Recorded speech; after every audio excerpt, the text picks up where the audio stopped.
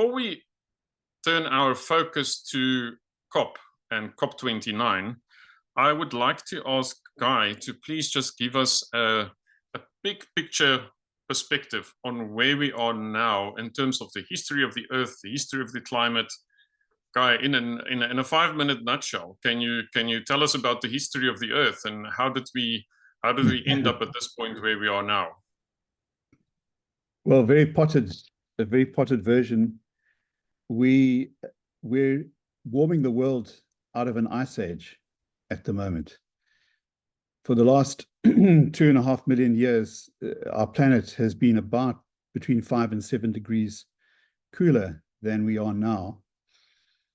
For most of that time, except for very short periods of time, well, short periods of time geologically, 10 to 15,000 years of warmer periods. And we were in such a warmer period over the last 10,000 years called the Holocene. And this is a period of time where CO2 levels rose and human beings invented agriculture. And the relatively stable climate that has existed for about 10,000 years has allowed our species to dominate the planet. But prior to that, we were on the verge of extinction for about 300,000 years since we were born. That's the more recent history, if you want to go back 2.5 million years. But if you go back deeper in time, 20, 30 million, and further back in time, you get to much warmer time periods where the world was dominated by forests. CO2 levels were 10 times or more than what they are now. The world had no ice caps. Sea levels were higher. The continents were in a different orientation as well. We're going back very, very far. And there were completely different species on our planet. So that's the issue. The world cooled over many tens of millions of years into a state over the last 2.5 million years where we had a pretty stable, cool, unproductive planet and with a fairly stable climate. And we are now warming the world out of that condition quite rapidly. So, Guy, the science of the greenhouse effect seems simple. Why is it so complex? Why is it perceived as so complex and experienced as very complex? Well, I think it's because, in theory, it's easy to understand. If you add certain gases to the atmosphere, it acts like a blanket and it warms us. I mean, we've all experienced that feeling. And as a rule of thumb, that's totally fine. That can help to explain how adding certain gases to our atmosphere can warm the climate. But it's much more complicated than that. And that little model is very, very easy to shoot down. And so the denialists in the climate world will very quickly undermine anybody who has that simple understanding of global warming and climate change. And so, for example, they'll say, but atmospheric carbon dioxide is only 400 parts per million. Parts per million. That's nothing. How can that possibly affect our climate? It sounds like a minuscule amount. And then either they don't know the science or they know the science and they want to cheat you. So it's only one of those two options. But the truth is that the warming of our planet's atmosphere is carried out by a tiny fraction of the gases around us. Oxygen and nitrogen, which dominate the gases around us. Oxygen is 20%, nitrogen about 80% roughly. You'll see those add up to 100%. So the greenhouse gas element, the trace gases, are a tiny, tiny fraction. But they're so powerful at absorbing infrared radiation reflected back from the planet's surface that they warm the world from what would be minus 15 degrees to a balmy average 15 plus 15 degrees, this tiny little fraction. So you can add relatively little CO2 or methane to the atmosphere, and you can generate quite a bit of warming, as we've discovered. That's part of the reason. The other part of the reason is that CO2 is not only a greenhouse gas, it's not only part of the atmosphere, but it's also used by plants in photosynthesis and growth. The most important process that keeps all of life going. Even modern life and fossil fuels were driven by photosynthesis that happened hundreds of millions of years ago. We run our modern economies on solar batteries, solar-charged batteries that were charged hundreds of millions of years ago, and they took tens to hundreds of million years to charge up. And we are discharging those solar batteries in decades. It is the most irresponsible act of any organism on the face of the planet. It's a shocking act, and we have no appreciation and a shockingly ahistorical view of where these fuels come from. But that's why it's complicated. So you're adding a gas into the atmosphere that's actually biophysically active, and it interacts with ecosystem processes, photosynthesis, forest growth, tree growth, and then through that with a climate system. It's way more complicated than just a blanket, sorry to say. So, Guy, if I think back to your previous talk that you did for us, and you often see these graphs of the climate of the Earth going through these cycles, and they go through millions of years. And many people would say, but this is just another cycle. So my question is, what is different this time? What's different about this cycle? Why are we concerned? Well, we're driving the cycle for the first time. Well, not for the first time in history. There have been times in history where organisms have driven the climate, but we were, until about 150, 200 years ago, we were on our way back down into a glacial stage, a deeper version of the Ice Age. And through the invention of rice farming, domestication of cattle, and then the discovery of fossil fuel burning, we turned it around. So we started to warm the planet back up again. But we went through the sweet spot and we've warmed it up too much. And that's why I say burning fossil fuels is an irresponsible act, because it's one of the most important ways that we could have of maintaining the world in what I call a kind of a Goldilocks state. Just the right climate zone for modern humanity, which we've really just invented in the last 6,000 years. And so these precious fuels, we need to keep them in the ground, because we might need to use them into the future to moderate climatic effects, because going into a glacial would be absolutely devastating for humanity, as devastating as warming too much. So yeah, I think that's a little bit of a potted history of why it's different now. We are the main agents of change, and we can change and we can control it, but we choose not to. Fantastic. Guy, thanks for giving us the big picture. Kevin, before we turn to COP, can you maybe say a few words about the relationship between science, politics, and policy? Science, politics, and policy.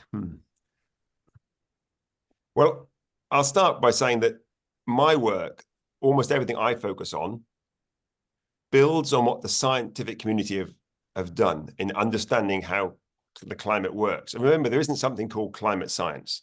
It's just science. So when people say they don't like climate science, they mean they don't like physics, they don't like chemistry, the things that we understand in every other facet of life and we're happy to accept.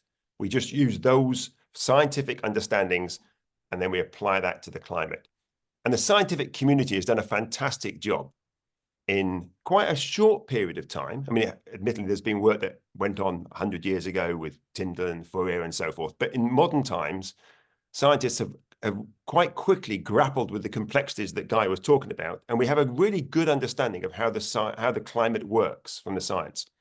And I should hasten to add, they did that against a hugely well-funded and coordinated disinformation campaign by the fossil fuel executives, and indeed some of the other organizations as well.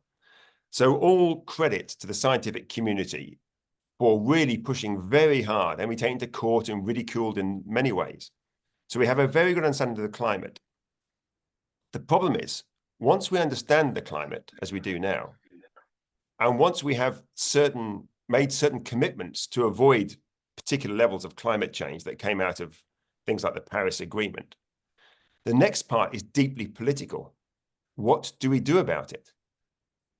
And then we suddenly get politics, funding, money, issues of aspirations, attitudes towards value, what we think is important in the world. All of these sorts of issues start to play into the agenda. And there, I personally, and I'm very critical of how the expert community, the science community, the expert community, and indeed the journalistic community has deeply underplayed the scale of the challenges we face. And I think we have run scared of the funders.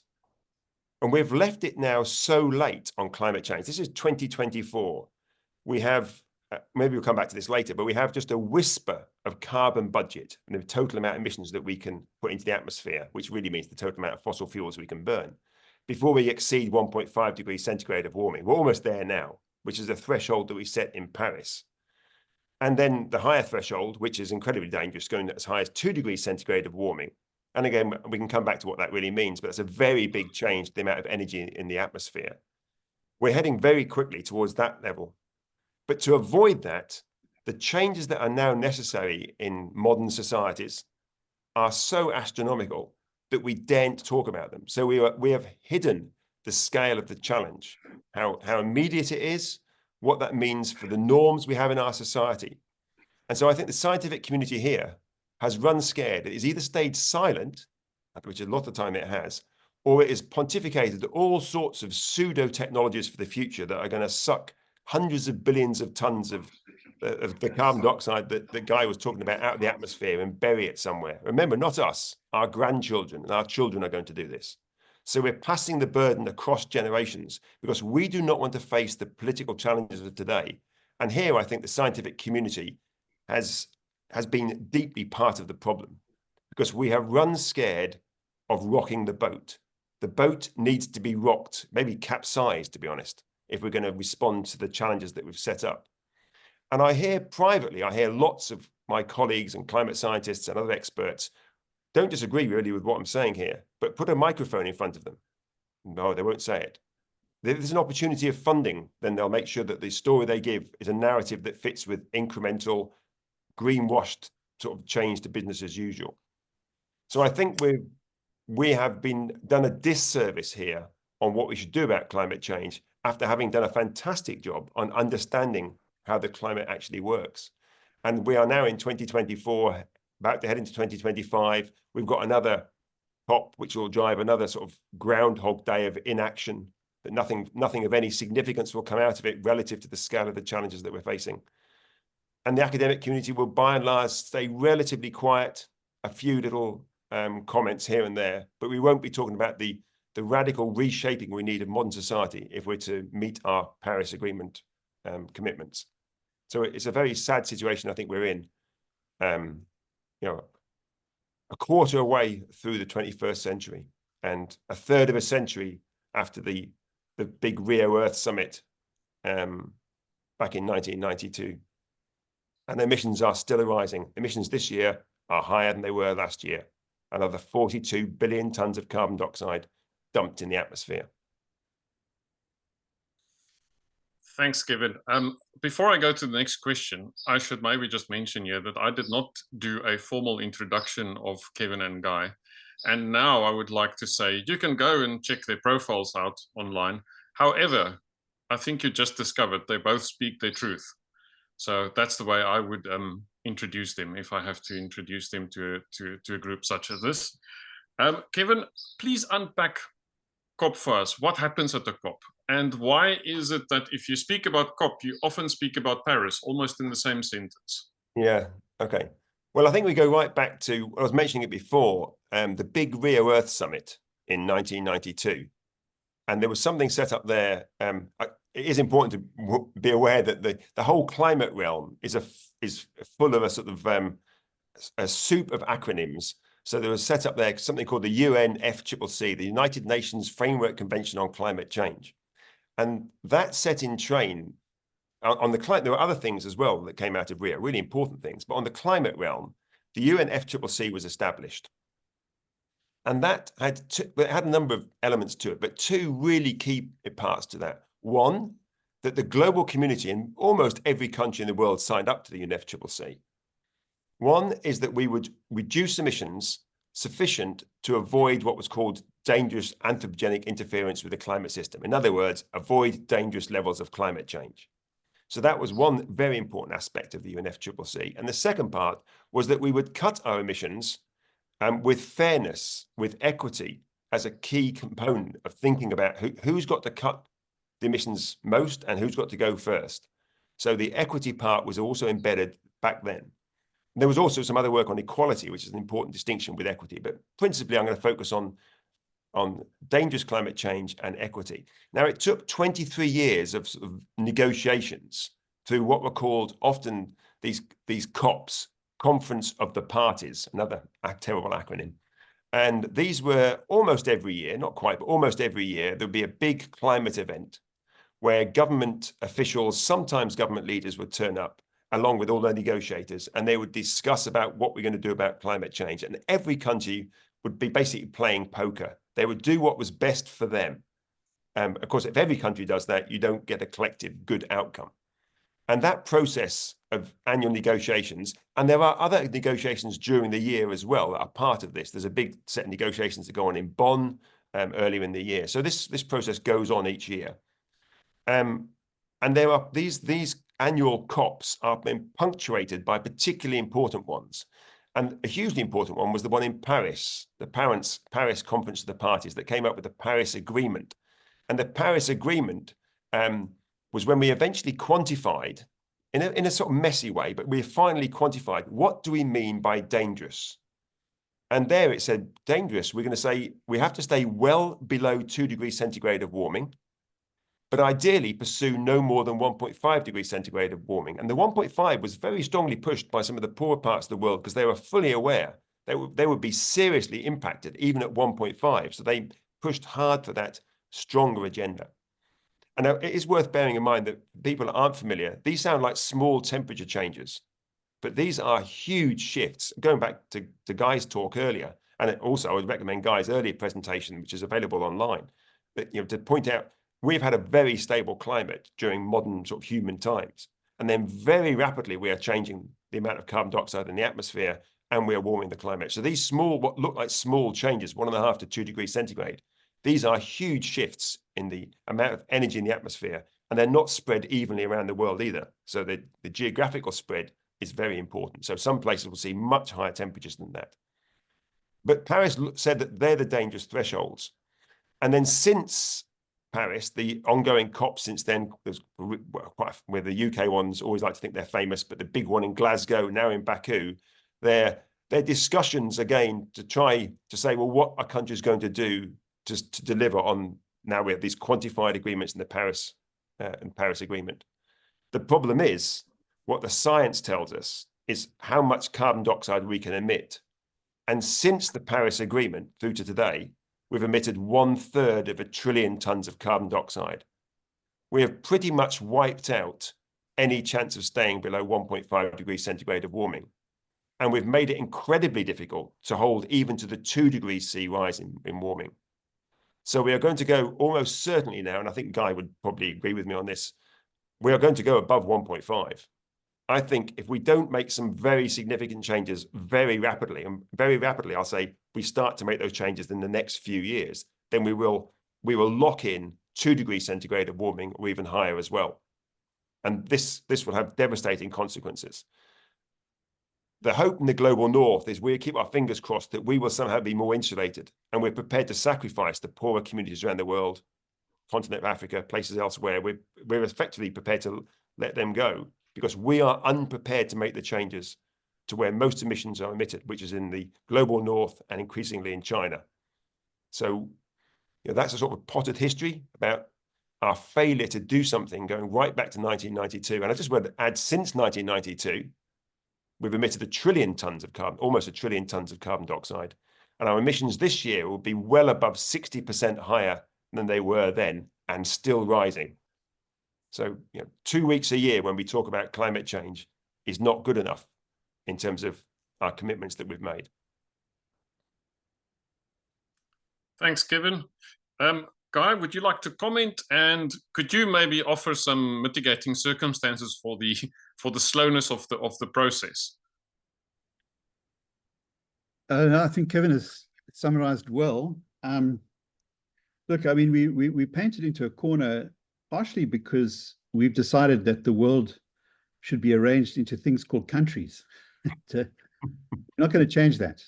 We stuck with that. And that's why the UNFCCC, United Nations Framework Convention on Climate Change, COP process is the only thing we have, as flawed as it is, because, over the course of maybe 1,000 years, the world has evolved countries, and the countries are represented by their governments who are elected by the people, and they send their representatives to negotiate in the COPs.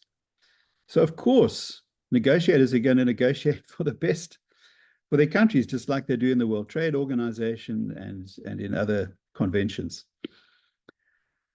So that's a reality. The other reality is that we've arranged ourselves around an economics of fiat currency, and that's incredibly poorly understood even by most of the central banks of the world. So we're missing huge opportunities for good economic policy, which could pull us out of many, many, many problems. The countries like South Africa want to borrow money from the World Bank to help them transition. Completely unnecessary. South Africa's got a diversified economy, could generate its own fiscal resources. It's got its own central bank, and create new wealth in renewable energy systems at the drop of a hat. So unfortunately, even at the highest levels, economics is quite poorly understood. But one of the reasons why we've been so slow, I think, is because of economics. And if you look, and I'm quite influenced by an Aussie economist who's a bit of a maverick called Steve Keen. And he's identified quite well how William Nordhaus and his work on climate change calculations has really distracted us and confused us and misled the world on the potential economic impacts of climate change. If you go and look at Nordhaus's work, he confuses weather with climate. So he uses GDP responses to weather conditions in cities around, say, the US, and gets a response curve out of that, and then uses that to infer what climate change impacts are going to be. And of course, cities growing in cities that are in different climatic zones have fully adapted to each of their climatic zones. So you're just assuming that climate change isn't going to happen, and it's just the weather's going to change, and the cities will somehow instantaneously adapt. The other big assumption that the Nordhaus crowd has made is that if you're in a controlled environment like a factory, you're not susceptible to climate change because you can turn on the air conditioning. And we've seen how in the recent deluge in the southwestern US, southeastern US, entire towns getting wiped out and industries being severely affected, such as the silicon industry. So those assumptions, which are shot through in the climate economics literature, I think have fooled governments into believing that the economic impacts of climate change are going to be mild. And there are many, many, many examples. I mean, that brilliant book by who's the UK emissary on climate change who wrote the book on economics of climate change adaptation, Kevin. I've just forgotten his name appallingly. This is an Alzheimer's moment of note. In around the 2000s, the UK was leading on climate change, the economics of adaptation. Lord Stern, there we go. Lord Stern. And he really tried hard to upset the assumptions, for example, of the discount rate. And by using a different discount rate, which he should, he showed that the impacts of and the cost of adaptation would be far higher than was being assumed. But we've struggled to move on from those. So even in the current IPCC, those Nordhaus somewhat slightly adapted estimates are still in the IPCC. So that really has slowed down government's awareness of the risks here. And I think it's a big part of the problem. Yeah. Could I just add to that? I mean, particularly the last point that Guy's making there. That for those people that aren't familiar, the Intergovernmental Panel on Climate Change, the big UN body that brings together much of the science that's out there in the literature, try to understand these issues, and publishes a series of reports every 4, 5, 6 years. It varies a little bit on the cycle. 7 now. Seven, yeah, 7 years. So, they are split into 3 principal, what are called working groups. Working group 1 does the science. It's not quite just the physics, but basically the physics. Working group 2 looks mostly at impacts and adaptation. And working group 3 looks at what should we do about climate change. And to me, the working group 3 is deeply problematic. I have a lot of time for working group 1 and 2. I think working group 3, and I'll be quite blunt about this, I think collectively, good people in it, some good people in it, but working group 3 has effectively done Exxon's job for them for the last 20 or 30 years. They have delayed action on climate change. And the key reason for that, and I know I can imagine lots of people who work on climate change not liking what I'm going to say, but they are dominated by a particular form of economic model called integrated assessment models. These big models, they're all in the global north. I think there's 6 of them or possibly 7. They're all in the global north. And they're huge computer models that basically have an economics core, a little bit of physics, a little bit of climate change, a little bits of technology assessment in there, but effectively economic models. And they all adopt a particular economic model, general equilibrium economics, if you want to go and look at that, and they all have that. There's no questioning to that. So there's not a different way of thinking about economics. They all have the same framing. To make it a bit simpler, it's sort of neoclassical market type economics in there, sort of cost benefit analysis, all of that sort of stuff. And then they develop these models.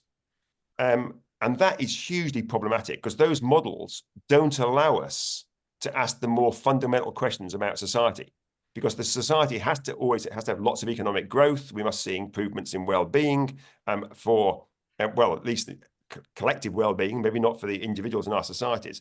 And they maintain deep inequality. There's some fantastic work done by some global south scholars, particularly Tejal Kanitka and Jairyman in India, that show that every single IPCC scenario, without exceptions, assume either to maintain the inequality between the global north and the global south, or to increase the inequality.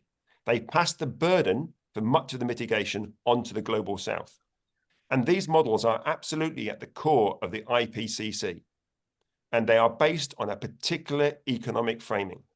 And going back to what Guy was saying before, we have countries and so forth, and we have our economics. But at the end of the day, the physics doesn't care about our countries, our boundaries. The physics doesn't care about our ephemeral economics. If we are going to be a species that's not just a glitch in the fossil record, we'll just spot where we were as a little blip. If we're not going to be that, then we have to recognize that we have to run our lives in accordance with physical reality. And that means we've got to rethink our politics, and we've got to do it almost overnight, and our economics. And we've done that in the past. We have plenty of people, philosophers and economists and other people have thought about these issues. We don't have to be locked into our current system. I agree, we're not going to break down country boundaries, but we could think about how to do that differently. Why does China negotiate for China? Why not have a system, if we recognize how important it is, China negotiates for India, India for the US for the UK, the UK for Ghana, Ghana for Nigeria. And if you do that, every country will play a much fairer hand. When every country plays its own hand, they're just playing poker. And that will always fail. Where we're only interested in our short-term self-interest, that mechanism cannot work. And we do the same thing every year. Groundhog Day. We'll do the same thing next year, the year after. We've been doing it now for 30 years and it fails. If you keep trying the same experiment and it continues to fail, try a different experiment. But we're not. We're going to do the same thing again next year. We're going to have the same trite nonsense come out next week and the announcement from the COP. And we'll just go on with the same cycle again. We have to think differently. And if we don't, then we deserve to be just a glitch in the fossil record. Wow. Kevin, that was a deluge of novel ideas. I would like to say that you should just let us keep the Springbok rugby team. We can give up the borders, but we want our team and we want Cheslin Colby for the rugby fans. Then, Guy, I would like to ask if you can maybe just expand a little bit again on what does the challenge in front of us look like? What is the breadth and the depth of the change that we need to make? It's interesting that you both are climate scientists, but you are talking about the economy all the time. Well, my personal view is that there's a lot more hope than we give the world credit for. And I mean, I'm not going against Kevin. I mean, it's great that Kevin's on the line here. I can shelter behind his passion. Normally, I'm the one that is out there, so I'm not saying you're crazy, Kevin. But I feel that you put it very, very bluntly and very correctly. But where are the areas of hope? Well, firstly, the collapse in the population growth rate of the planet. And through much of the world, the population growth rate is below replacement. And in China, it is below replacement. In much of Africa, it's not yet below replacement, but the birth rates are falling very, very fast as economic improvement spreads across the continent. So in a sense, the light at the end of the tunnel is growing brighter if you look at the population growth rate projections. Of course, that brings its own set of problems, and economics needs to figure out how to cope with these new imbalances in age structure. But it does mean that in a way, I feel that we're somewhat strategically dissonant in that we're not recognizing where the big opportunities are. And many countries who are in negative growth rate are, for example, resisting immigration and being worried about these sorts of issues, where in fact they desperately need this demographic renewal. But culturally, it's difficult to achieve, of course. So that's one area of hope. The other area of hope is the technological advances we've made in the area of renewable energy.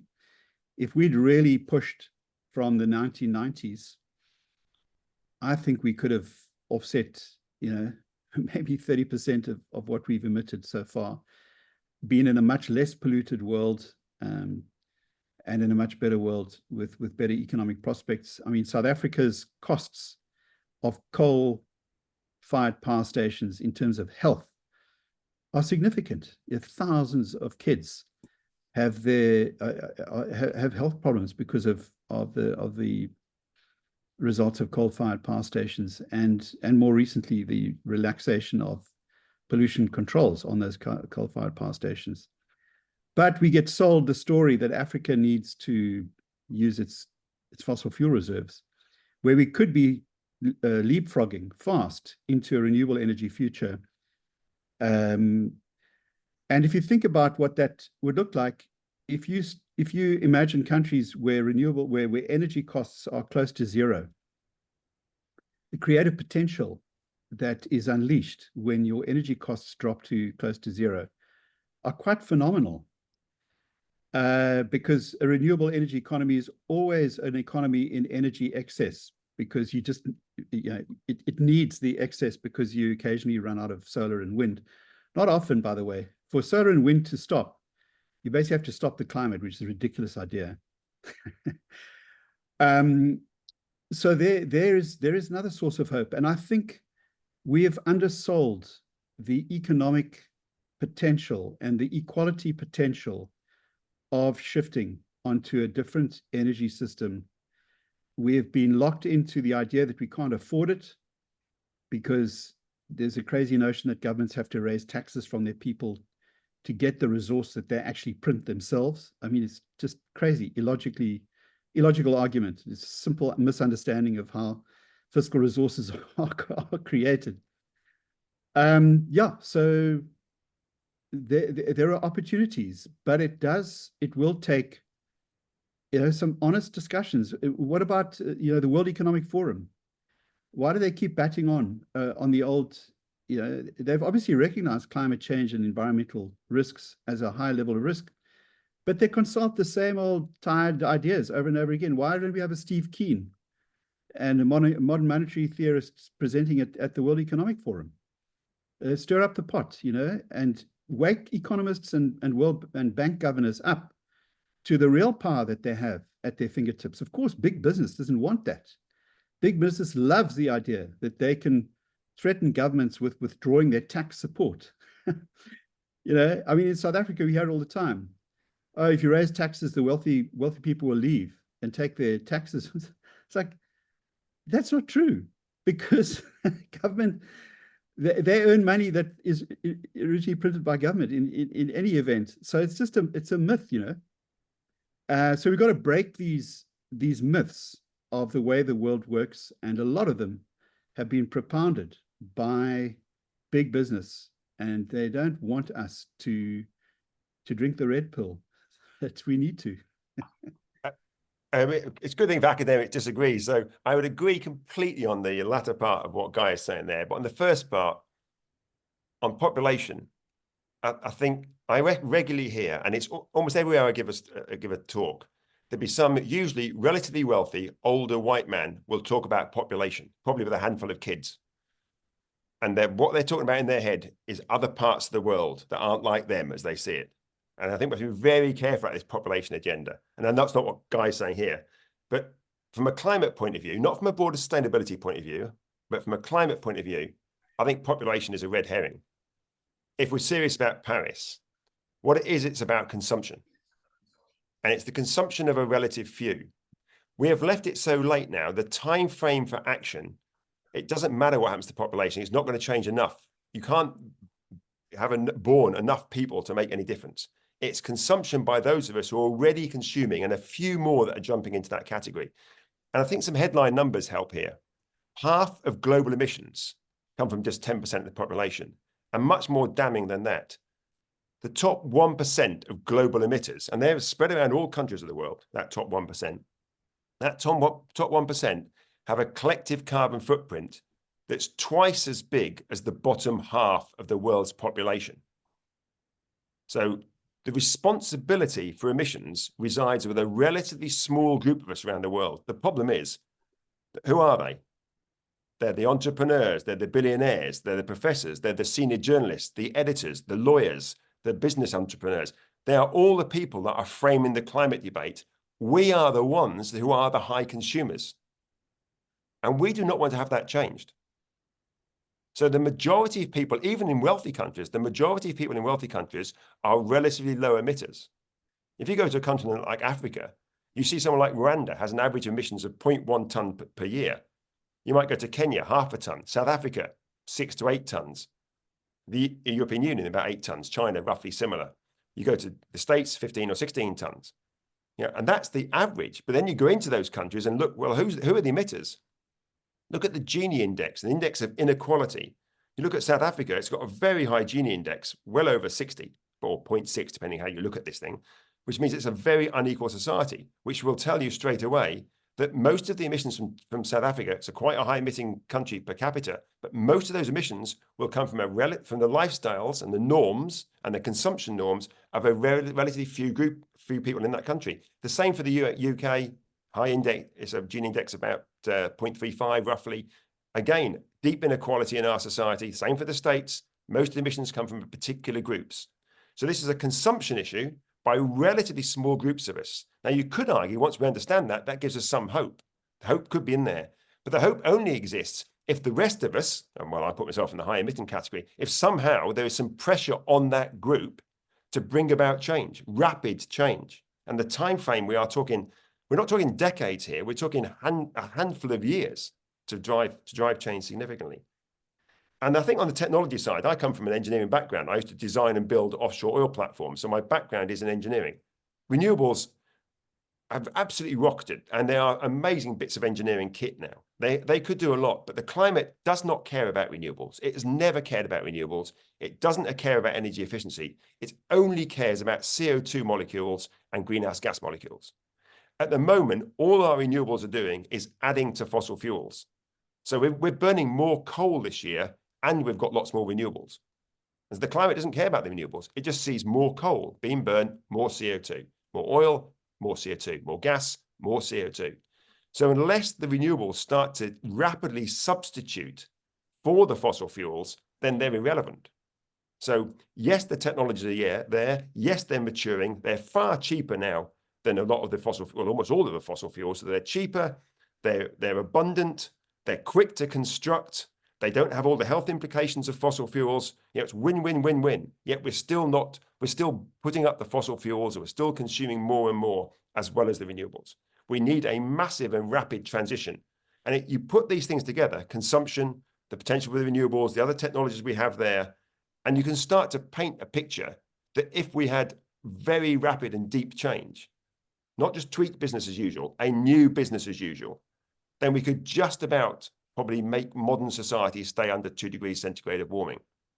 But this isn't adding technology to business as usual. This is a new business as usual. So I wouldn't be talking about getting the right economists, and I'll have a lot of time for Steve Keen as well. Don't get him to Davos. We have to get rid of Davos. Those sorts of people are part of the problem. They will never be part of the solution. They've had 30 years to be part of the solution, and they've demonstrated their ongoing failure. So we have to start to think much more radically than just tweaking what we have today, either politically or technically. This is no longer that world. That's what comes of 30 years of doing nothing on climate change. We now face we're in a climate emergency. And how do you respond to emergency? You don't just tweak business as usual. And we're still unprepared to accept that, even though that's what our maths tells us. Guy, would you like to add or respond? I would like to go to the first hand that went up as Richard Mazabedi. We are taking on a little bit of a different format. We normally have presentation and then question, but tonight we have a more open style of conversation. And I know that Richard's question will be a very good question. But Guy, let's give you an opportunity to respond. Yeah, I don't contest that the population issue is largely currently a consumption of the very wealthy and an inequality issue. But what I'm trying to point out is that there are trends on our planet that, if we were to recognize them and to think about the opportunities that they offer, we could start to move forward more productively. We are stuck in a certain system of countries and economics, and we're not, the only other thing that's going to cause change is, God forbid, something like a third world war, okay? We have to work, we just have to work with the real politic somehow. And I think there are good ways of, potentially good ways of doing this, but we've got to buy in to the good guys, the good rich guys who could help. The issue of inequality is utterly a policy choice, and it flows from lax taxation that, if you read a book by Thomas Piketty on inequality, he traces it very well. I know people have attacked the book now, but it's a government since Reagan and Thatcher have basically reduced taxation on the richest of the rich, and that has built this uber class who now essentially control many governments by the Supreme Court, that sort of thing. But so that is a trend that is going to be extremely difficult to reverse, because it's a kind of a global economic capture by a very, very wealthy elite.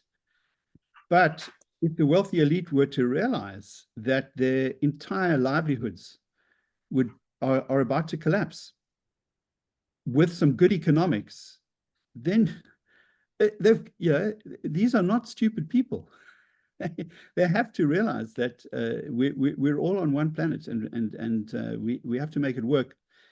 And then we could start to really figure out how to do it. We're a weird species, though.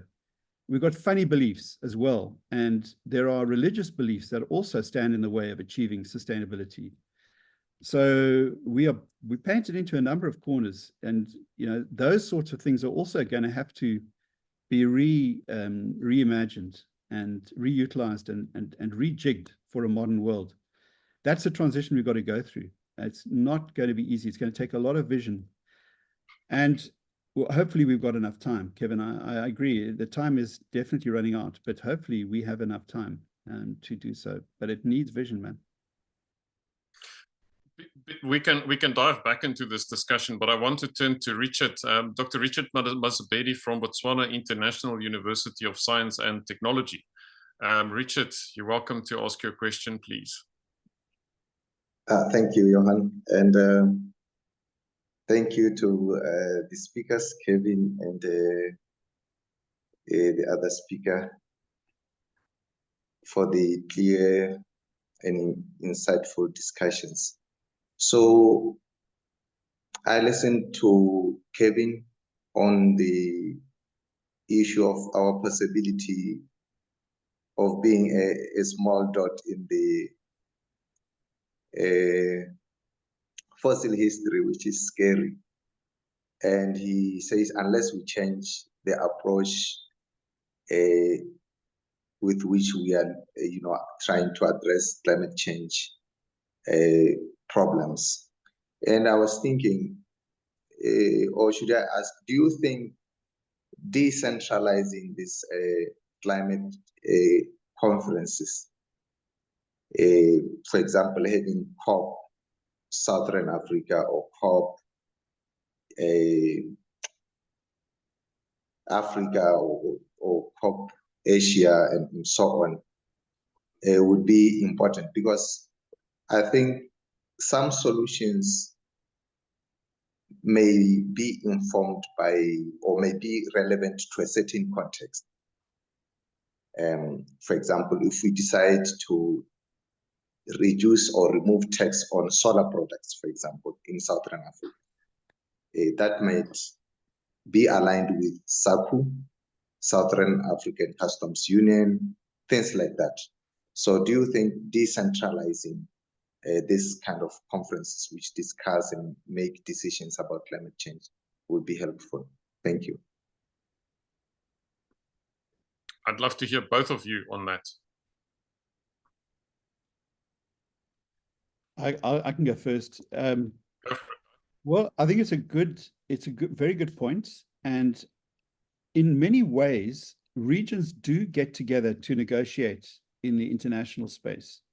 So things like you have the G77 and China grouping, which is 138 or 139 countries. You have the umbrella group, which is developed rich countries and various other allegiances and coalitions. Some countries are members of more than one. But pre-negotiations happen before the final negotiation, so the COP's pretty complicated. But I like the idea of a regional view. So I think that Southern Africa could be a complete and utter world leader on sustainable development if we just woke up. But we've got such paltry political leadership in the region, such self-serving political leadership in several countries, that we are so vulnerable, and it's hard. It's going to be very, very difficult. But the opportunities in our region here in Southern Africa, I think, are absolutely phenomenal to develop a sustainable economic development pathway. We're urbanizing quite fast. Most of the cities aren't built yet. If we could do things differently, things could happen. And it's important that they do. Otherwise, we're going to do a little China ourselves. So, but who's interested? And you see investment into Southern Africa. Is it really going to the right things? I don't really know. I suspect somehow that the investments often go in the wrong sort of direction and go into small scale things that aren't really going to scale up. I think we've got to think a lot bigger, but we need trust. There's a big trust deficit across the region as well, I think, which is also a problem. Yeah. I don't think any of us really know what's going to work. The one thing we do know is what we're doing today isn't working. So yes, maybe we really need to think about how do you have some sort of decentralized approach. Now, I would say that I would have it as well as a reformed international approach like the COPs. So you could imagine some sort of nested set of negotiations. So it's not just about the big international negotiations that thus far have fundamentally failed. It's not just about those, but then it would also be some, let's say, some sort of nested, more smaller, more specialized geographical ones. I also think there is something in this, in that the COPs are absolutely dominated by the wealthy countries. They fly in there with jumbo jets full of lawyers and economists and advisors, whilst you get the Philippines turn up with a handful of people who have to sit on some beanbags. It is not a process of fair negotiations. It's the wealthy countries, as usual, with everything, and the poor countries where most people live, who are being impacted mostly by climate change, their voices, well, some people argue their voices are heard. I have colleagues from the Global South who take a different view to me. They say that, you know, it's a forum where their voices are heard. I could be wrong, but I hope they're right. My view is they're heard but not listened to. And there's a difference between those two. But I think there's something, perhaps if other parts of the world, you're talking there, the more decentralized approach, if they could come together and collectively were a much stronger voice within the international negotiations, then perhaps their voices would be heard. But I think when they come in at their individual sort of national level, I think their voices are just basically ignored. Well, they're heard, but not listened to. But you need to come in there with much greater power. Remember, the COP process is a power relationship. That's what it's about. And you can't, if you come in as a small, economically not particularly influential country, then you will be pretty much ignored. And that's what's happened so far. So I quite like the idea of a decentralized approach. But whatever we do about this, there's no escaping the basics. If we want to deliver on our Paris commitments, then this language I use all the time on this, we have carbon budgets. We know how much carbon we can emit. The trick is we know what that global carbon budget is, and the real difficulty, which we're sort of always messing around the periphery of, is how do you separate out that carbon budget to countries? Once you've actually done that, which I'm not saying is easy, but that has to be done, you have to somehow say in the end of the day that this is what you can do as a country. You can then say to each country, well, you do what you want within your own cultural environment. You'll have different cultures, different geographies, different economies, different geographies. So the way that each country will respond will be dependent and will be sort of customized to the particular circumstances of that country. But whilst we still have this big negotiation and this sort of like generic discussions around climate change, we're not getting into this sort of decentralized, more detailed framing. Ultimately, we're going to have to find some way, if we're going to solve climate change or respond to climate change appropriately. The evidence at the moment is that we won't, but if we're going to, we've got to find some way to apportion that global carbon budget to nations, and then nations can say, what do we do to live within those budgets? At the moment, that's not what's happening. And I think until we do sort of grasp the nettle, grasp the reality, the physical reality of the world we're in, then we're not going to respond appropriately. But certainly, I think that decentralized approaches should not be ignored, not be seen as something other than the centralized ones. I think they could be nested. And if it helps more power from the global south, give them more power and their voices listened to then in the big international negotiations, that's a definitely progress in the right direction. I would just like to let everybody know, we see your hands and your comments and your questions in the chat. We're going to get to all of them.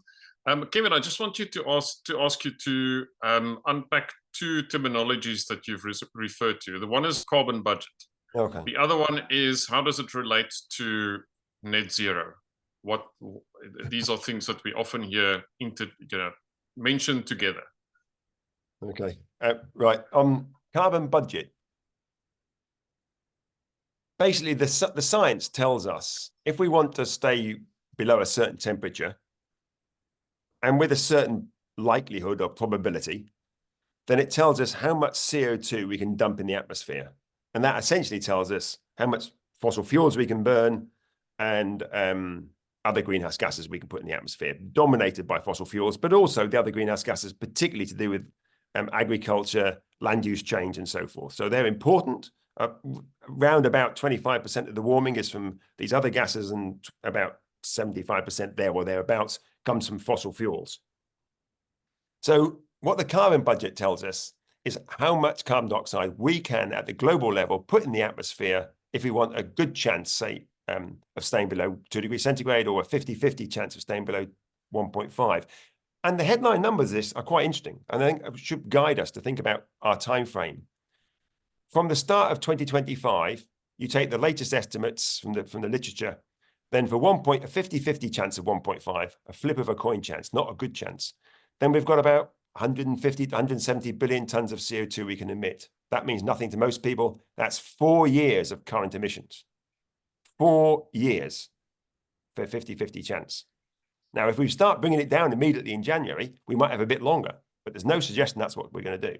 So if 4 years of current emissions, we've taken out the 50-50 chance of 1.5.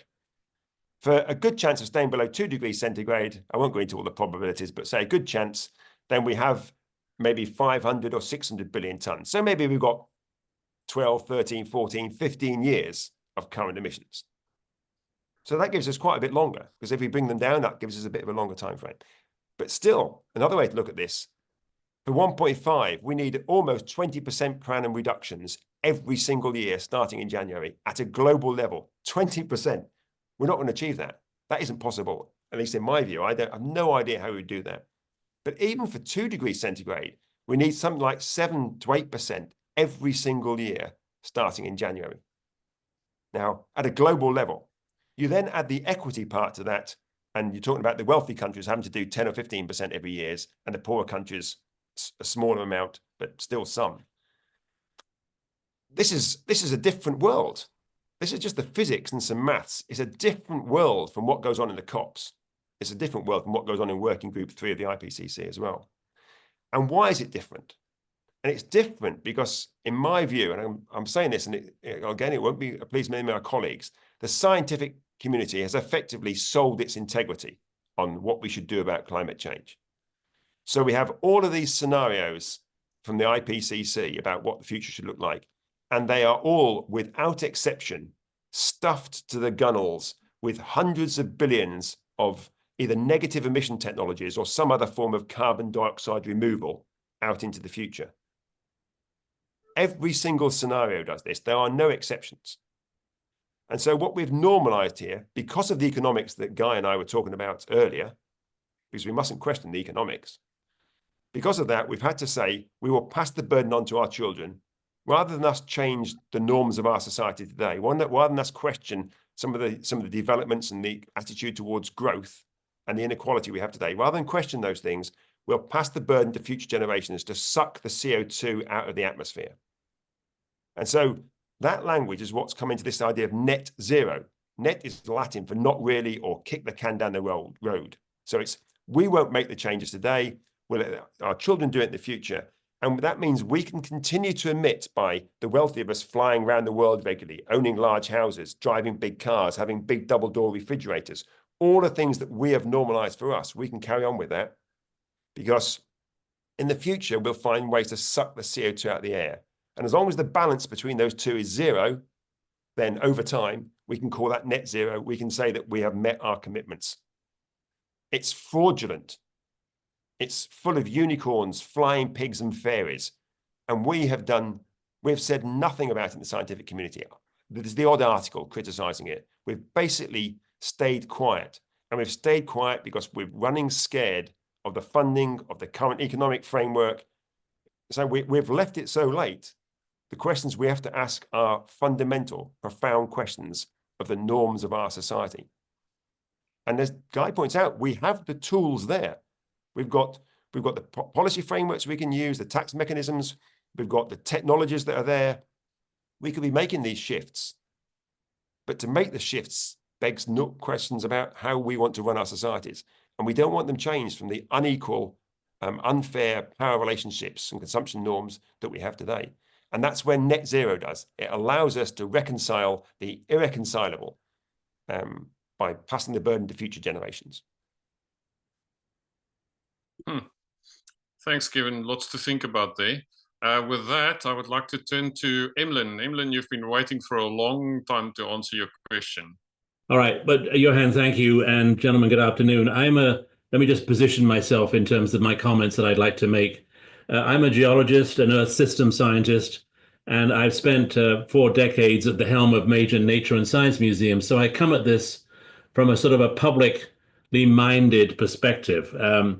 which, maybe is a bit different, because the stakeholders going to annual COPs, it strikes me, are they're one of four. They're either the UN/national governments, their industry.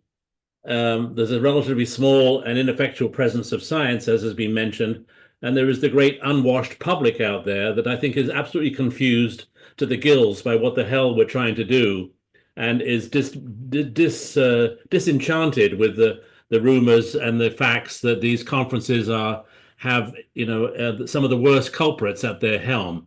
So with that as a sort of a backdrop, can I just sort of dive in with a few comments that I think are meant to illuminate the educational aspect of this? We say climate change, which is one of 17 SDGs in the UN's courageous but somewhat or majorly failed attempt to transform the world with its Transforming Our World plan. And last year, at the midpoint of the 15-year Transforming Our World plan, the Secretary General recognized that plan was in peril. And all of them are in peril. They're all falling short of their targets. And so climate change is only one of 16 or 17 that are in deep doo-doo. So that's one context that we don't talk about.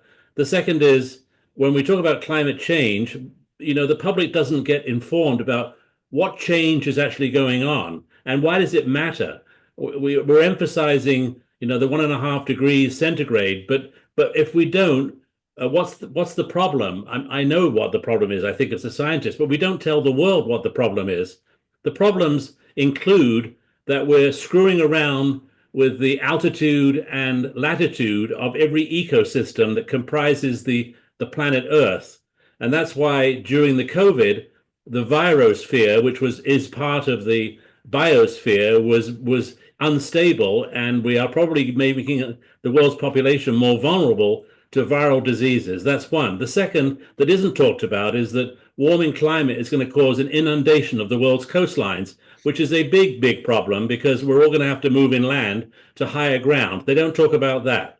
And so climate and weather are also, utterly confused. The public doesn't understand the distinction between climate and weather. And if climate is warming, is the climate warming causing instability in the climate, which is responsible for the increased appearance, at least the increase of increased frequency and veracity of extreme weather. And so, and also I would say that, we talk about 1.5 degrees or 2 degrees, wherever we're living, the temperature is going to vary today by 10 times that amount or 5 times that amount. The public doesn't get why this change by this tiny amount is crucial to records and standards and averages. So I think science has also done a lousy job, and I count my profession in that as a geologist involved in public education. We have not succeeded in enlightening the public about why change, what change, to what end change. And so that's where I'm coming at this problem. I think the COP meetings are a terrible, seemingly waste of time. We've done 29 of these now, and I think the only thing we can really say that we achieved, and it was emphasized already, was the Paris Climate Accord, which set at least 1.5 degrees centigrade. I can't discern anything other than chatter among tens of thousands of people. I heard 90,000 people attended the last one in Dubai. 90,000 people discussing what? To what end? And so I think, we've got to sort of reshake not only what we're talking about, but how we're talking about it. And I guess I'll stop there. Thanks, Emlyn. Guy, your comment? Emlyn, I think you need to get in and read actually what happens at the COPs and what has been achieved. And what has been achieved by the science. I mean, this idea that science hasn't achieved anything, I think it's a cheap shot. The IPCC has revolutionized the world's understanding of global climate. And if you look at the emissions trajectory from the 1990s and just project it out, we've probably already saved ourselves we bought about a 10-year window just partially through cutting chlorofluorocarbons and saving the ozone hole, which is an example of a scientific success.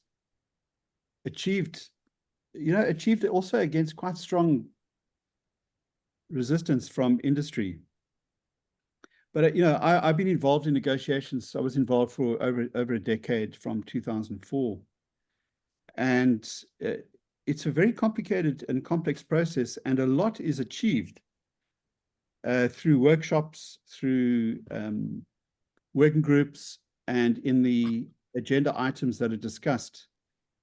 If you think about what we're trying to achieve, is to wean the world off the most addictive source of energy, cheap, available, transportable. A liter of this liquid you put in your vehicle, and you can travel 30 kilometers or 20 kilometers. I mean, it's unheard of power, which also fuels the military, by the way, and has fueled military conflict for at least a century. That is how powerful these fuels are. So to achieve a shift away from that it's a hell of a high bar. And I think a lot has been achieved. And the people who come to COPs, I do agree, it's somewhat, and in some years, very considerably biased against the developing world. But the developing world has some very powerful negotiators as well, and have achieved a fair amount. I do feel that the COPs have become a forum for virtue signaling and a platform for that. And that has created a lot of confusion with climate change, climate change personalities taking the stage, some of whom make very, very good points, and others who add to the noise. But it is one place where the world gets together and really talks through some of these issues, and in quite a confrontational, often, and direct way. So I wouldn't denigrate it to the level that you've done, nor would I denigrate the science and the challenge to the level that you've done.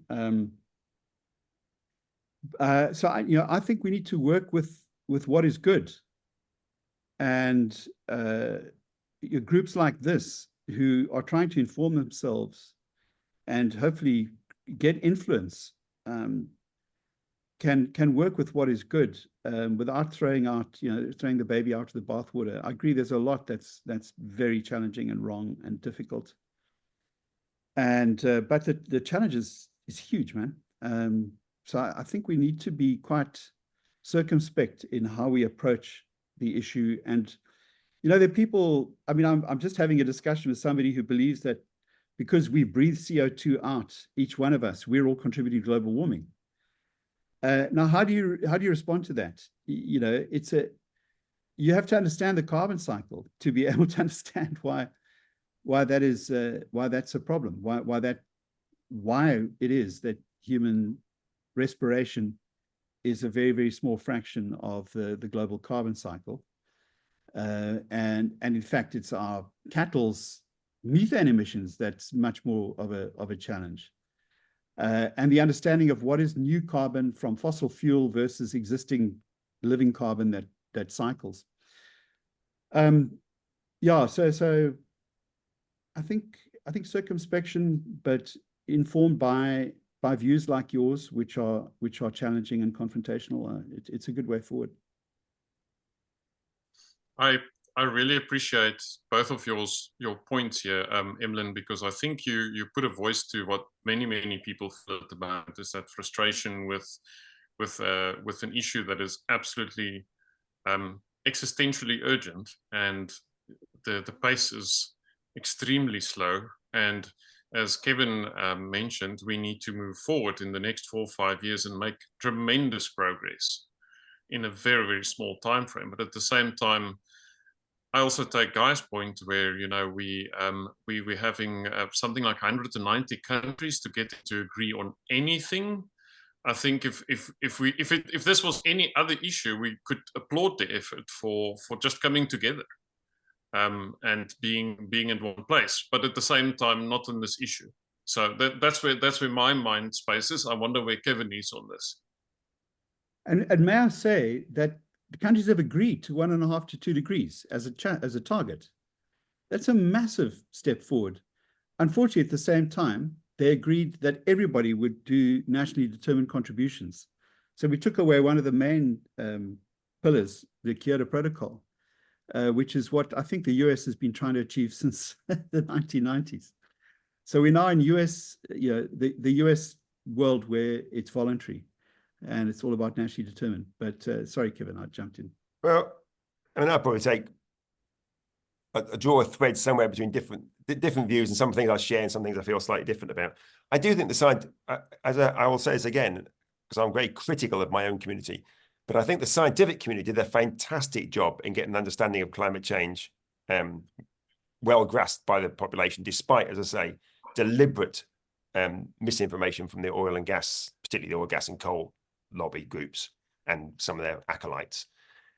So it does need credit for that. I do think it has fundamentally failed. I think I can understand the optimism and the hope of the 1990s.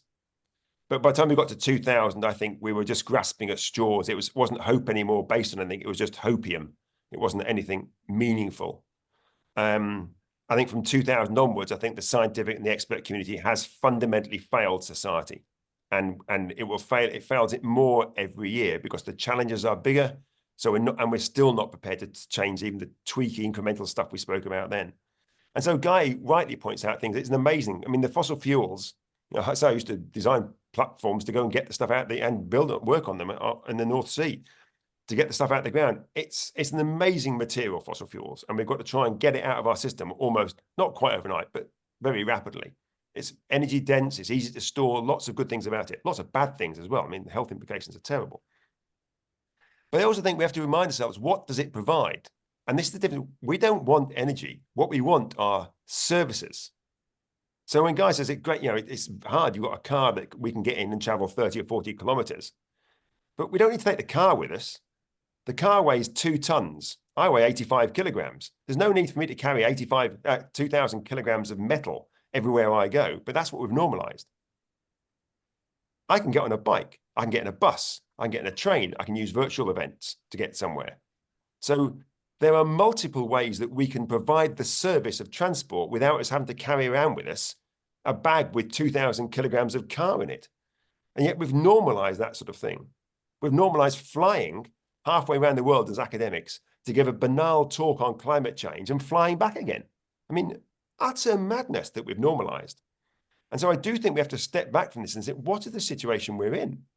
And how do we change this? And I do think the COPs, the scientific community, the activist community, all the people involved in this, they have some significant responsibility to demonstrate that they believe in that we believe in our own arguments. Now, there's a wealth of social science and psychology research that shows that the credibility of an argument is improved if we actually demonstrate we're trying to do it ourselves.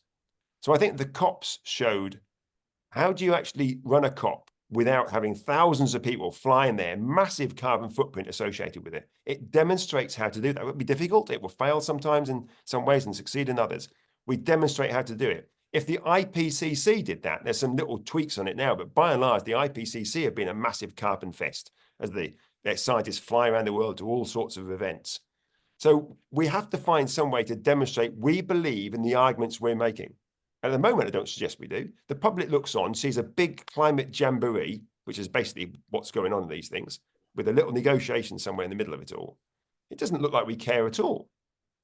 So let's demonstrate that we care through our actions. And I think that will lend some credibility to the arguments we're making, which are pretty fundamental arguments now about the scale of change that we have to bring about. So I sort of take a middle line here where I think, so we're great on the science, terrible on what, if you had to mark the scorecard, we did really well on the science, both content and ability. But when it comes to doing something about climate change, ability gets an A, but content, what we've actually achieved, gets a D or an E. We've failed appalling. And I do think the language of failure is appropriate, because until we are prepared to recognize we've failed and how we've failed, then I don't think we can start to see the real threads of success that are actually just around the corner, as Guy pointed out earlier, if you want to grasp them.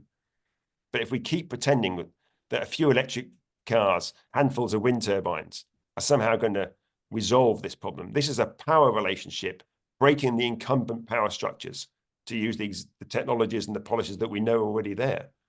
But until we recognize it's a power relationship issue, we're not going to succeed. Kevin, and Guy, I want to... So could I just add one final point on that? The point about just go for it. We as scientists, I think Emlyn made this point. I just want to say I sort of agree with him. But you can't blame us for being bad communicators. We're not trained in it. Guy and we're not been on any communication courses. We do PowerPoint presentations and talk about numbers and graphs and all that other stuff. It's great when we chat together, and some people like that. But that's not the way that most people want to engage in issues. So I do think we need other people to help us and to guide us and to take information we might have and to reinterpret it and do it in whatever way they want to. And that we know the people we trust in society are people who sound like us, that look like us, that refer to things in our local areas. So we need multiple narratives from people who are culturally embedded in their societies to talk about these issues so that other people start to understand it. I like Guy's PowerPoint presentations. I've watched a few. I've really enjoyed them.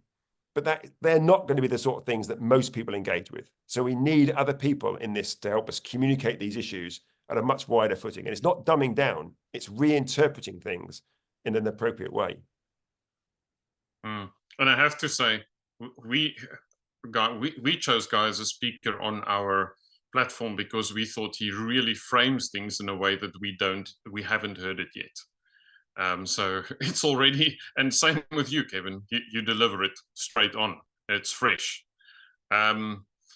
I want to quickly talk about technology. There's a question from Andre de Georges, who used to be a lecturer at Tshwane University of Technology, and he refers to pebble bed nuclear technology that was planned for South Africa, modular and no meltdown possible.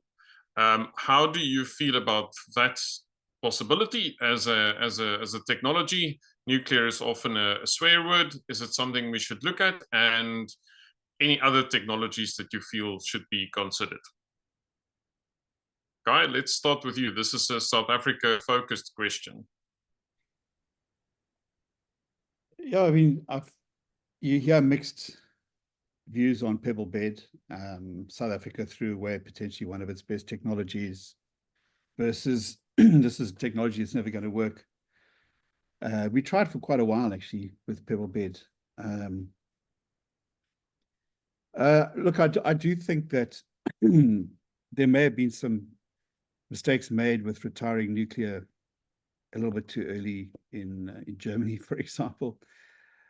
And France, relies on its nuclear plants. It is a pretty safe form of energy generation, as has been proven, except in extreme circumstances. But it's very expensive, and for Southern Africa, it's not. We've got solar and wind in abundance. We're the Saudi Arabia of solar and wind. We shouldn't be faffing around with very expensive technologies of that kind when we could be freeing ourselves using solar and wind and not running into those sorts of problems.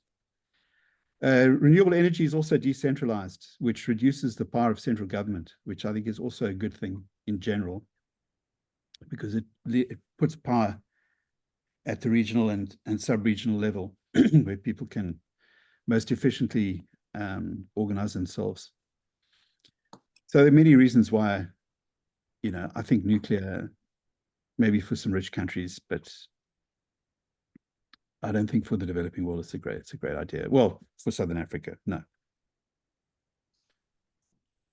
Guy, can I drill in a little bit on that? What is standing in the way of solar and wind taking off? Since correctly you point out that there's an abundance of potential in our country. It took off because of load shedding. Load shedding is one of the best things in a certain way that could happen to us, because it put us on a different path, though it cost us dearly in other ways. Well, in South Africa, political will, vested interests, and an inadequate distribution system from the highest solar and wind rich areas of South Africa Although, I mean, just about everywhere is pretty much solar and wind rich in South Africa. So, yeah, those three things. And each of those is, well, the distribution system is quite easy to resolve, and would create jobs and introduce economic development to some of the most deprived parts of Southern Africa, like the Karoo, which desperately needs something like this. You imagine a line of solar panel powered charging stations along the N1 and the N2, and people charging up their cars on the way up and down.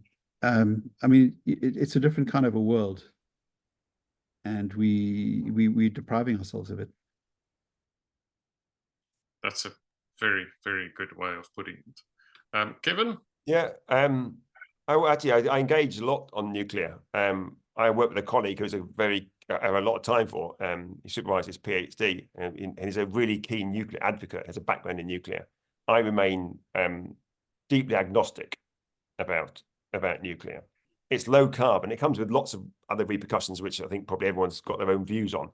It is low carbon, and it is phenomenally expensive, even when it's been done relatively cheaply, like the South Koreans or indeed the Chinese. It's still expensive. You know, per a gigawatt of generation, it's way above what wind was. Even if you look at the load factor, it's still way more expensive than any of the other alternatives out there. It's a reliable source, generally, as long as it's been done well. It's a reliable source of bulk energy once you've got the thing built. But it's worth bearing in mind, I think about 2% of the world's final energy consumption, if you like, is provided by nuclear, 2%. It's about, I can't remember the exact number, something like 450 nuclear power stations. So when people say we could do it with nuclear, you need lots more nuclear. And yes, Guy's right, there haven't been that many accidents. But once you start to multiply from 450, you end up with lots and lots of reactors. If you end up with the pebble beds, now there's a number thing here. Firstly, the pebble beds haven't been shown to work successfully. So you have to get a pilot out there running quite a long time before you can start to roll a design out, particularly if it's nuclear. If a wind turbine goes wrong, so what? If a nuclear power station goes wrong, there are a few issues. And so we have to really think about new designs. If you're serious about climate change and nuclear being part of it, I take the view you need to roll out the technologies that we know already work. And we know what they are. They're like the big boiling water reactors, advanced boiling water reactors that Sweden have, or some of the PWRs. There's several different designs, but PWRs that the French have. Rather than this messing around with lots and lots of new designs, some sort of liquid sodium, liquid lead, pebble beds. I mean, the small modular reactors, they're neither small nor modular anymore. They're huge, a lot of them. So I really think if we are going to use nuclear, then you have to go down routes that we know how to do it, that we've got an established history of doing it, and you build those. I still wouldn't do it because they're very expensive. They come with all the other issues generally, but they are low carbon. And there may well be some arguments in some countries for it. But I mean, I think the renewables are so much cheaper now. There is issue about bulk energy. There's issue about storage and all those other things. I think they're all technically surmountable, particularly if you had demand management in there as well. So I think the arguments for nuclear have got weaker and weaker in recent years, but I'm not going to decry the fact that it is low carbon. And if you can build them, you get a lot of very low carbon supply off them, but they're expensive. They take a long time to build by and large. And one of my colleagues looked at it in some detail. You'd need to build them fast. I just touch on one thing that Guy said, and I think to me it's part of the solution, part of the problem. Yes, we need these. I don't like this idea. We've got this, imagine these array of solar panels, but then what are they doing? They were charging cars, and I think we have to. Maybe that's an appropriate thing, but we also have to step back from this.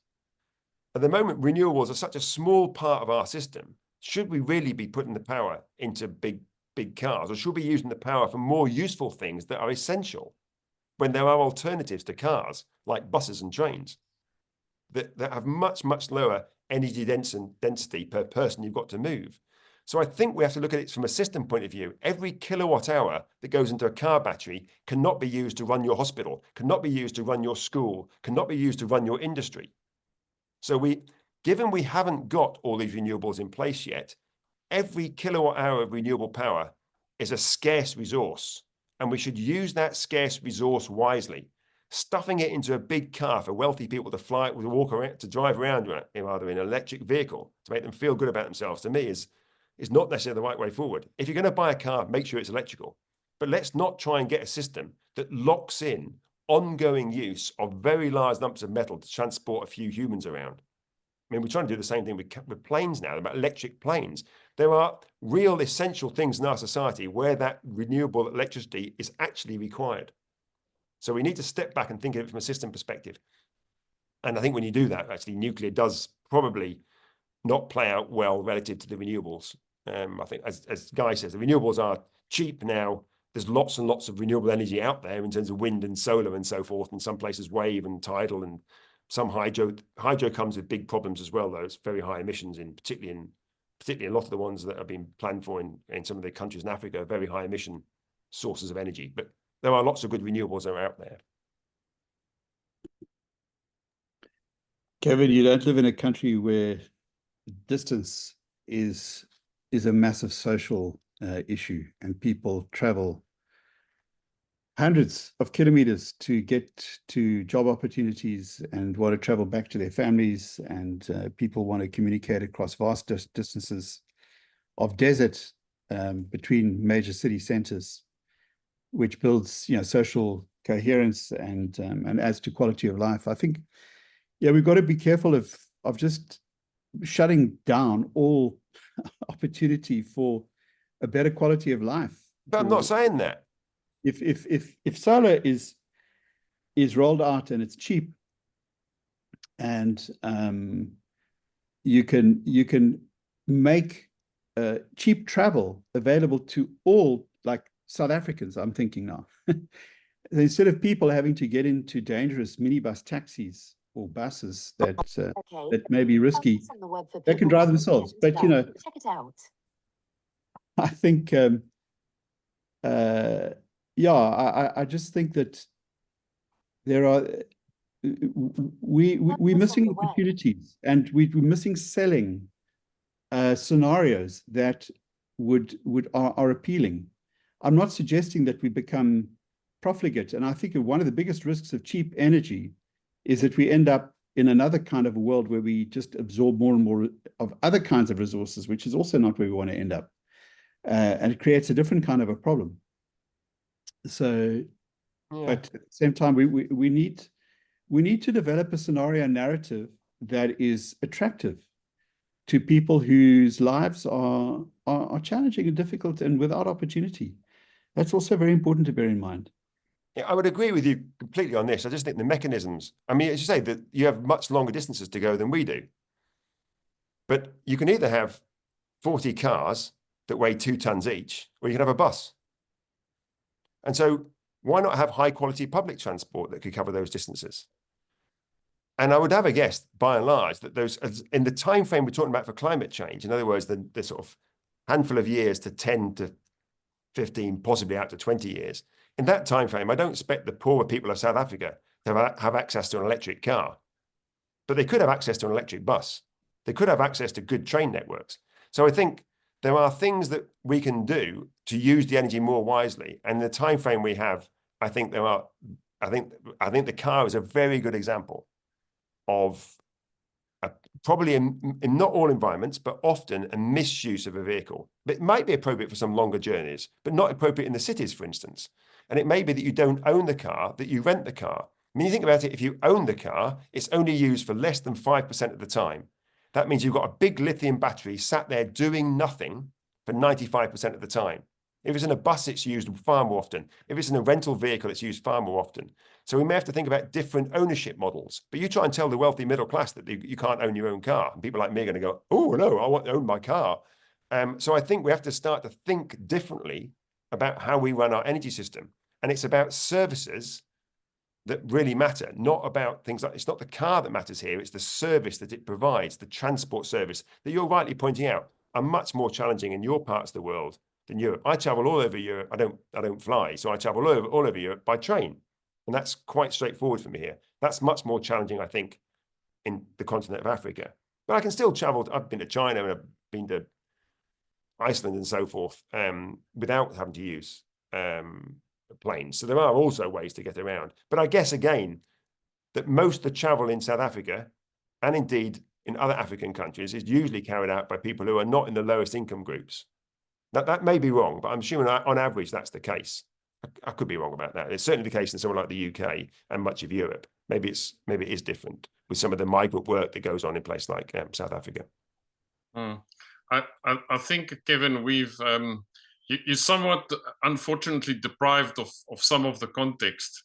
When when Guy mentioned that particular stretch of road, I could see it in my mind's eye immediately. And I knew exactly what he was talking about. We need to get you out to South Africa. We'll have to work on a plan. Mark?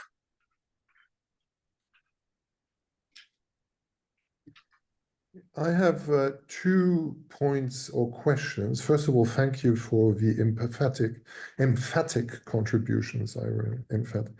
The one is that I've often wondered whether instead of talking about economics, we should talk about the business model on which we operate our societies. And the simple reason is that the art of economics is actually a backward-looking science like social science that tries to assess the state of affairs.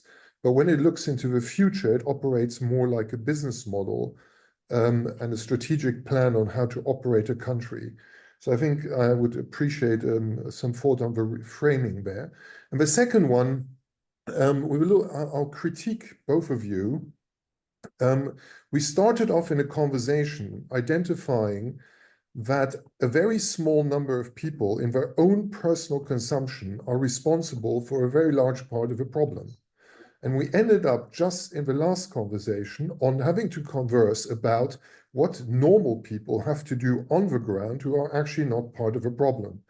And if I may say so, the way the conversation has sort of then gone, I think is part of the problem of the communication we have, because I guess in many places, we can still hold people to account, and we should do that.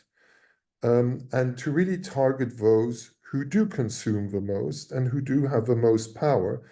And I can't remember who said that at one point, but that perhaps the biggest climate action anybody can do is to harass your local politician until they do something about it.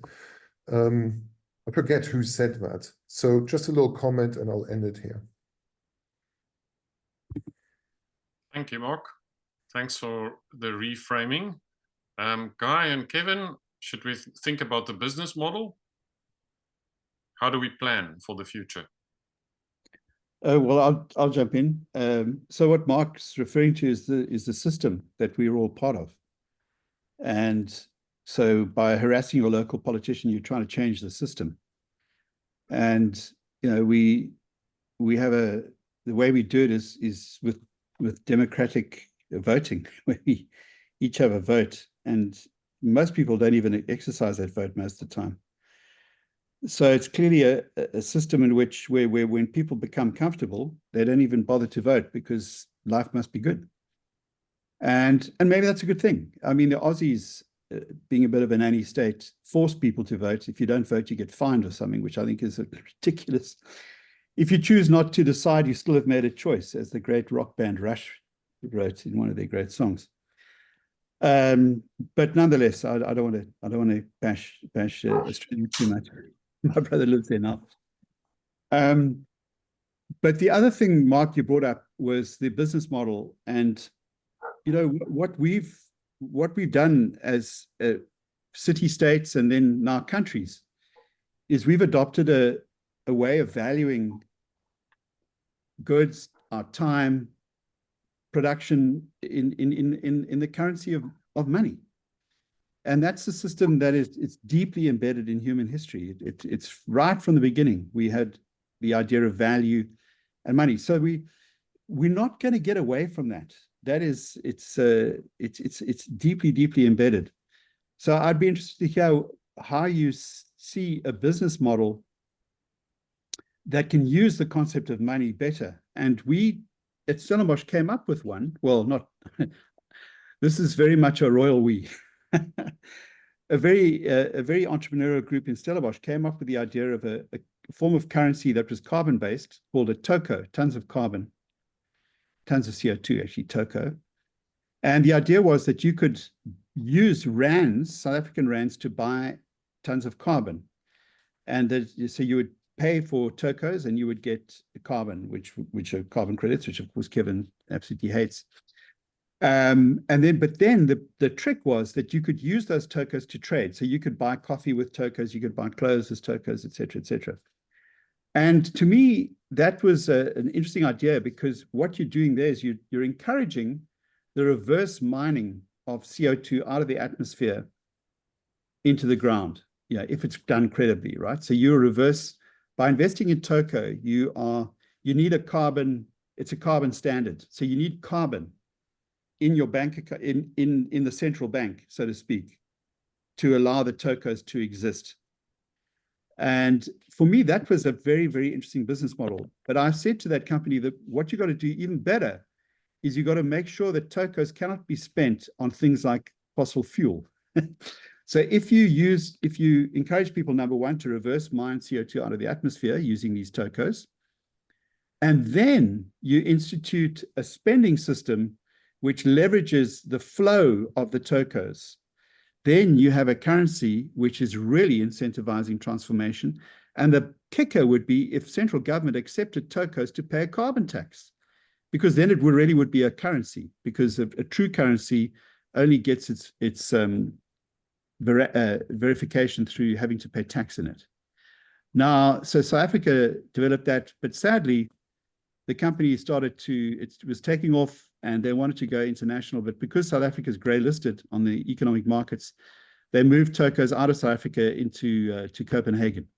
So I don't know how it's doing in Denmark, but what it was a brilliant little experiment that was running for about a year has left us, sadly. But that's another business model. It's kind of it's an idea out of the Ministry of the Future book by the author whose name I've, in an Alzheimer's moment, again forgotten. And maybe that's what you're talking about. And maybe that's what we should be discussing at the World Economic Forum, to jiggle the know-it-alls out of their positions of power, and just to rev things up a little bit. I think we let them get away with far too much. They are so smug. But anyway, yeah. Yeah, interesting, that the idea of the business model, and some of the comments that Guy made as well. I think first, it's the point on money, I think, is interesting there, that we've always had money. Yeah, I think there are different ways. Certainly my understanding is that we had a feudal system for quite a long time, and it wasn't that long ago that we actually switched across to something different. Lots of other communities, the Aboriginal communities, I gather, didn't have property rights or money in the way that we would conceive of them today. So we've sort of normalized that in our society. I'm not sure culturally, I mean, I'm not an anthropologist, but I'm not sure that it actually is quite so embedded in our cultures, all cultures. I think there have been ones that have taken quite a different view. But also, I'd argue in our society, a huge part of our economy, I'm sure it's the same in South Africa, is informal. It's got nothing to do with money. People looking after their parents who aren't very well, or a disabled child, or doing something in the community. So our world is awash with things that are not monetized. And often they're the things that we really value. They're sometimes the most important things in our lives that we don't place a monetary value on. And then because we haven't got monetary value, other people then say, well, they're not important. Well, they are often the most important things in our world. So I think recognizing that much of our society is not monetized, is informal, isn't part of a GDP framing, is actually really helpful, because it helps us understand the world differently. It's a different mindset, it's a different philosophy, but it's actually one we live in every day. We don't think of our children in terms of money, particularly. We don't think of our love for our family, our friends. That's just not how we see the world most of the time. In some interactions with people we don't know particularly well, money becomes quite useful. The people that are close to us, much less so. On the carbon credits, I don't particularly object to credits within, if a country wants to live within its carbon budget, it should choose what's culturally appropriate for it, and maybe some sort of carbon credit or carbon taxation might be appropriate. I think we have to be very careful about regressive approaches. Carbon taxes, professors can afford carbon taxes. Poor people often can't. So I quite like the sort of thing that Hansen has popularized in the States, which is like a fee and dividend. So everyone is allocated a certain amount of carbon, if you like, and you can spend that in a particular way. And And so there are different ways of looking at it. We did some work quite a few years ago on personal carbon allowances, which were called domestic tradable quotas, where everyone would have an allowance of carbon that would be renewed every year, and gradually that allowance would come down in line with our carbon budgets. The fee and dividend approach could run the same thing. So there are ways of doing this that I think are much, well, it could even be progressive, but certainly not regressive, but they can be neutral or progressive. I think there are ways of doing that. And I particularly like the idea that we should be lobbying our politicians, but I think it's not just about our senior politicians or our national politicians. I think we have to recognize that change is a much more emergent property than something that is just bestowed on us top down. So we can engage in our institutions, we can engage in our homes, we can engage in our institutions and our schools and our universities, push our universities to make some radical changes to be in line with our climate commitments. Do that with our councils, our sports clubs, our places of work. Then you can then go to the national governments, and you can, if you're in the EU, you go to the EU. But I think there are multiple tiers where you can try to drive change. And we don't know ultimately where change will be sort of picked up and multiplied. So I see the system as much more emergent. So it's not just about lobbying the minister, it's about demonstrating that in our local environment as well. And I think that, to me, that's what someone talked about earlier about decentralized. It's decentralizing our action. And then that gives some scope for centralized national politicians to see where things have worked and where they haven't worked, where experiments have been undertaken, and see how do we use that to mobilize or put policies in place that drive that in a bigger national level. So I think there is a role there. I take the point about voting as well. That's a really important part of it, but it's not just about that. We can engage as citizens at multiple tiers. At least in countries that have some form of democracy and are relatively free, that we're not at risk of being hurt by engaging vociferously in something. Where we're very fortunate in the UK, we're in that position still.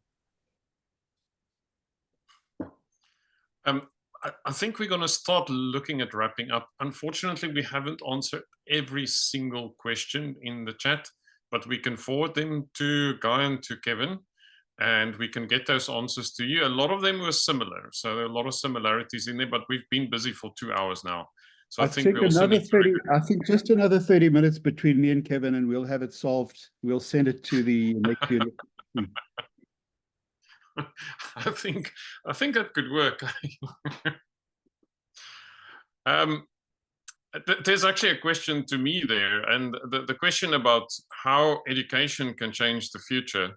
I would say for us as the Leadership for Conservation in Africa and for Share Screen Africa, the answer is, and it's a work in progress, but the answer for us is to do exactly this, is to expose students and the leaders of the future to situations where their thoughts are challenged and where they are faced with thought leaders and uncomfortable truths, and grow through that process.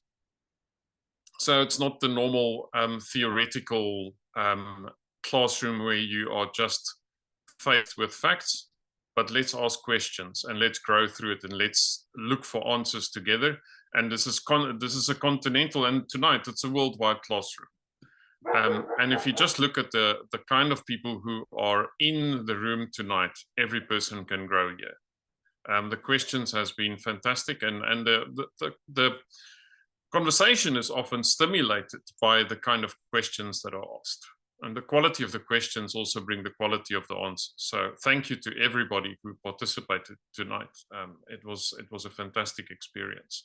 And to listen, and actually listen to the questions between the two of you were actually quite interesting. And the fact that you didn't always agree because you come from different perspectives, that was really interesting.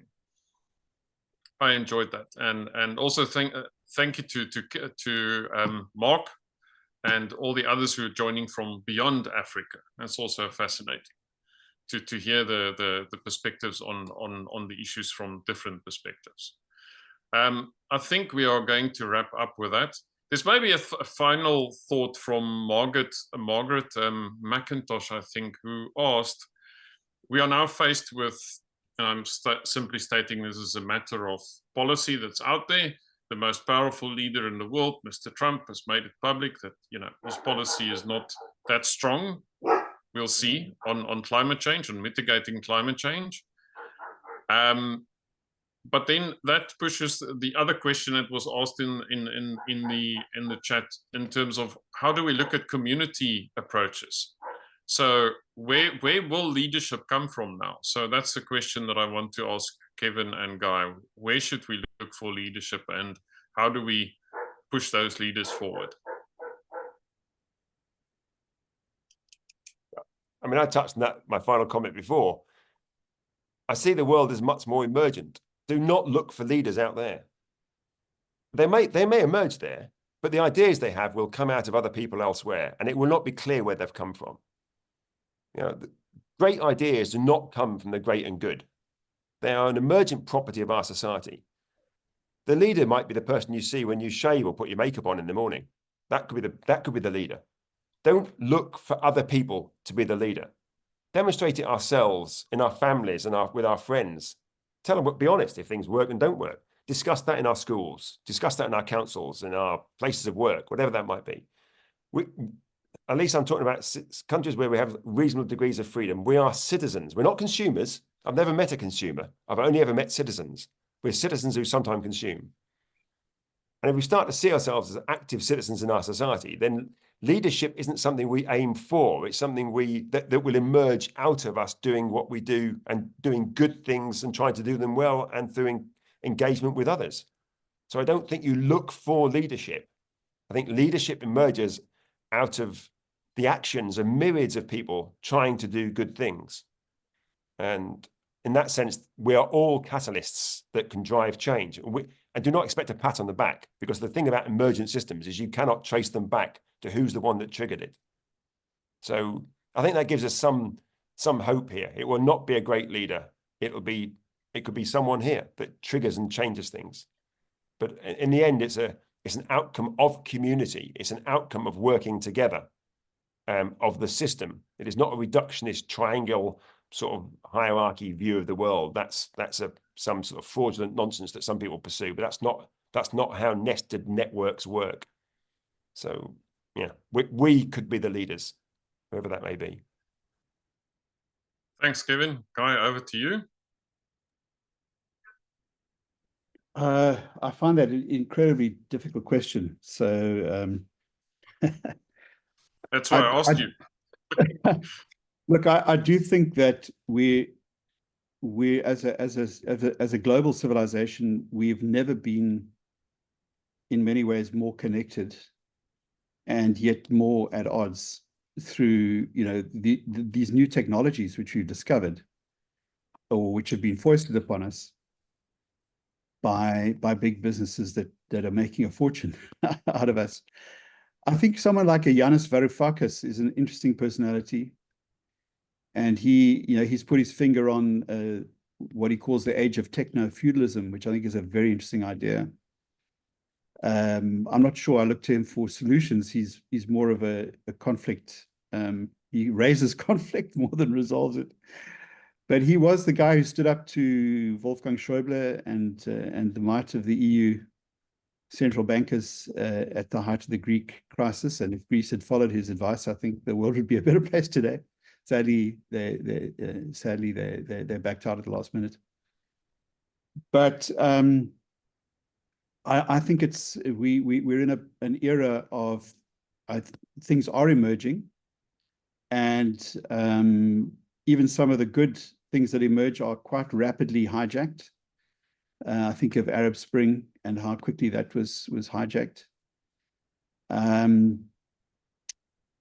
think of influence through Facebook and its impact on Brexit. If you read Carol Cadwallader and the incredible work that she's done on how Brexit was engineered through social media, it's a very difficult time that we live in. And I think in general we're faced with a pretty putrid set of global leaders. And in big business, I think there's some really towering personalities who may, who've got good things to say and good things to offer. But I think it's extremely difficult, and it's a mess at the moment. That's all I can say. Thank you, Guy. I would like to Anybody that feels depressed by that answer, please go back to the presentation from last week by Dr. Wendy Foden, one of Guy's students, who gave, as a closing, she gave a wonderful advice on how to deal with climate anxiety. So I need to learn from our students more. There we go. So Dr. Wendy Foden, she's brilliant. I've spent time with her in the forest. She's worth listening to. It's a very, very wise voice. Thank you both for the evening. We really, really appreciate your time, and thank you to the community that joined us for this learning opportunity. We look forward to seeing you again on the 5th of December for a bit of a feast.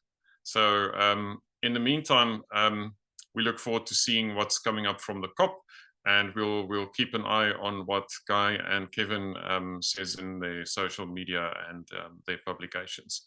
Thank you so much. Thanks all, it's been fun. Yeah, I hope I don't get fired too soon.